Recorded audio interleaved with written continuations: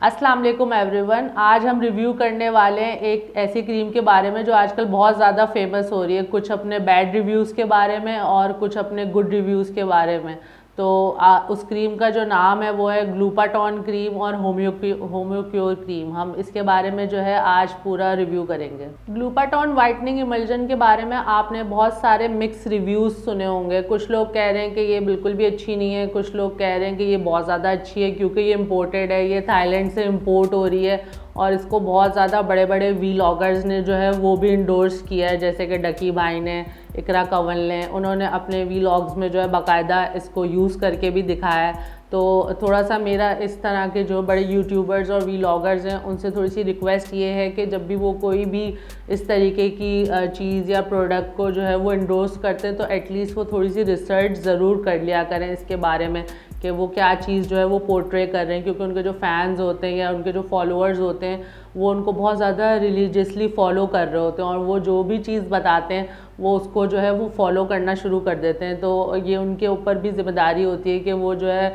किसी को मिसगाइड ना करें। तो अगर हम बात करें फैक्ट्स की तो जो ग्लूटाथॉन इमल्जन है उसके ऊपर ख़ुद जो है वो मेंशन है सबसे पहले कि ये एक बहुत ही ज़्यादा स्ट्रॉन्ग वाइटनिंग इमल्जन है, और दूसरा ये कि उस पर ये भी मेंशन है कि ये एक्सट्रीमली स्ट्रॉन्ग है और इसके ऊपर GS120 करके जो है एक फार्मूला लिखा हुआ है, यानी कि इसके अंदर 120 में जो क्लेम ये है कि इसमें 120 वाइटनिंग इंग्रेडिएंट्स ऐड किए गए हैं। 120 वाइटनिंग इंग्रेडिएंट्स, और जिस तरीके से वो मेंशन किया गया है वो बहुत ही ज़्यादा मिसलीडिंग तरीका है। उन्होंने जिस तरीके से अपने प्रोडक्ट को उसके ऊपर जिस तरीके से जो भी इंग्रेडिएंट्स मेंशन किए कि इसके अंदर ये जो 120 इंग्रेडिएंट्स हैं ये थाईलैंड की सारी मशहूर क्रीम्स के जो इंग्रेडिएंट्स हैं वो इसके अंदर शामिल है, जैसे कि जो थाईलैंड की मशहूर पर्ल वाइटनिंग क्रीम है उसके इंग्रेडिएंट्स भी इसमें शामिल हैं, जो थाईलैंड की मशहूर ग्लोइंग किट्स हैं उसके भी वाइटनिंग इंग्रेडिएंट्स इसके अंदर शामिल हैं, और जो थाईलैंड की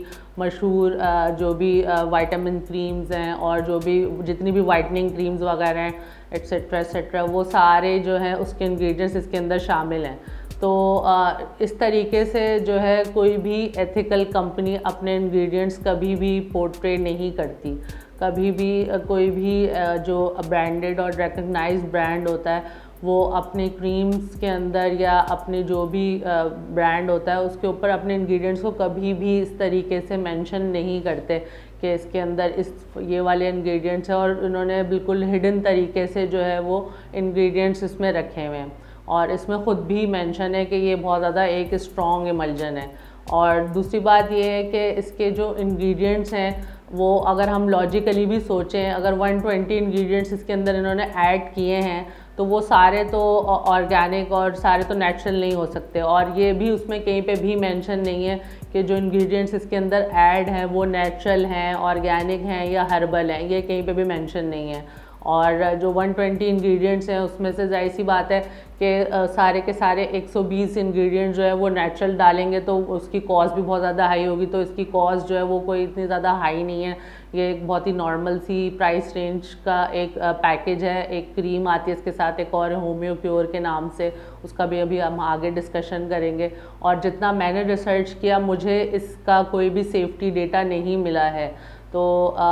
इसलिए जो है मैं तो इसके बारे में कोई ऐसा क्लेम नहीं कर सकती। लेकिन ये है कि इसमें जो चीज़ें मुझे मिली हैं वो ये है कि इसके अंदर कुछ हिडन इंग्रेडिएंट्स जो हैं वो शामिल ज़रूर हैं, जैसे कि स्टीरॉइड्स हैं, मरकरी है, और इसके अंदर हाइड्रोक्विनोन है जो कि स्किन के लिए बहुत ही ज़्यादा डेंजरस होते हैं, स्किन कैंसर कॉज करने की उनके अंदर जो है वो स्किन कैंसर कॉज करते हैं, ऐसे एजेंट होते हैं। तो ये ज़रूर मुझे थोड़ा बहुत इस बारे में इंफॉर्मेशन मिली, लेकिन इस क्रीम के बारे में कोई ख़ास इंफॉर्मेशन नहीं है क्योंकि ये थाईलैंड से इंपोर्ट हो रही है, तो वो लैंग्वेज का थोड़ा सा इशू है और इस वजह से इसकी कोई इन्फॉर्मेशन एज सच अवेलेबल नहीं है। दूसरी बात ये है कि जितना भी इस पर डेटा है और जितना भी इसके बारे में इंफॉर्मेशन है वो सारी यूट्यूब पर ही है, और ज़्यादातर इसको जो है लोग गाइड कर रहे हैं अपने अपने तरीक़ों से। कोई इसको कह रहा है कि आप इसको एक दिन छोड़ के एक दिन लगा लें, कोई कह रहा है कि आप इसको जो है सिर्फ अपनी नेक पर लगा लें, कोई कह रहा है कि आप इसको सिर्फ अपने हैंड्स और फीट्स पे, अपने हाथ पाँव पे लगा लें।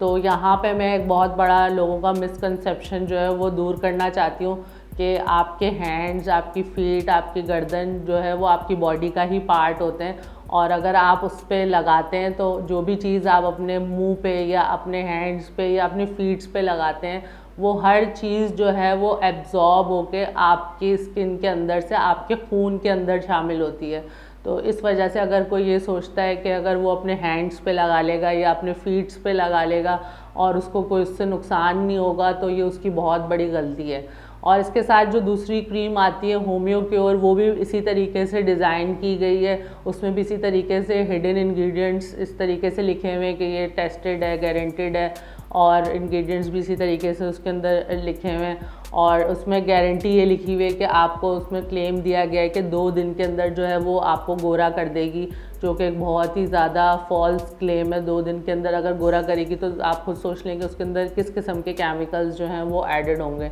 तो ये एक बहुत ही ज़्यादा मिसलीडिंग बात है। ग्लूटाथॉन इमल्जन जो है उसके ऊपर एक चीज़ मेंशन है कि आपने उसको किसी क्रीम के अंदर जो है वो ऐड करके यूज़ करना है। तो इसी वजह से ये होम्यो क्योर क्रीम जो है वो इसके साथ दी जाती है ताकि उसी के अंदर इसको ऐड करके जो है आप यूज़ कर लें। तो ये एक पैकेज सा बना दिया जो कि आपको अराउंड कोई इसको जो है 550 का, कोई 1000 तक इसको जो है वो सेल कर रहे हैं, दोनों का पैकेज बना के। तो मेरी नज़र में और मेरे ओपिनियन में तो ये mother of all formula creams है। तो और मुझे तो इसके अलावा इसमें और कुछ नज़र नहीं आ रहा। और जितना भी मैंने लोगों से फ़ीडबैक लिया और जितने भी पेशेंट्स ने फ़ीडबैक दिए हैं उसमें ये है कि